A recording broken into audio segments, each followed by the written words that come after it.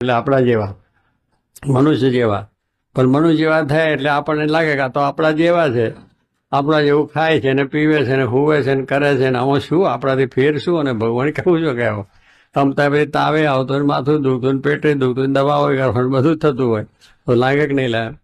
આપણા જેવા છે પણ ફેર શું છે? એના દર્શને ઈચ્છે છે ને આપણા દર્શને કોઈ ઈચ્છતું નથી, એટલો ફેર છે. એ ખાય છે એ પણ જુદી જાતનું છે લોકના કલ્યાણ માટે, એ જુએ છે એ પણ લોકના કલ્યાણ. આપણા જેવું જોવાનું એનું નથી. આપણે તો માયાના ભાવ જોઈએ છે, તો દિવ્યતાની વસ્તુ. મનુષ્ય જેવા દેખાય છે, આપણા જેવા દેખાય છે, મોદા હાજા દેખાય છે, દુઃખ સુખ બધું આવે છે, પણ છતાં એ ભગવાનનું સાક્ષાત સ્વરૂપ છે અને મોક્ષના દાતા અને કલ્યાણ દાતા. એટલો જ મહિમા રાખો. પણ આપણે તો પછી ના આમ ચક્કર ફરતું હોય અને બરોબર અંદરથી પ્રકાશ નીકળતો હોય અને અમારા દરેક સંકલ્પો સિદ્ધ કરતા હોય, અમને આકાશમાં ઉડાડતા હોય, આવા સંકલ્પ કરો એ કઈ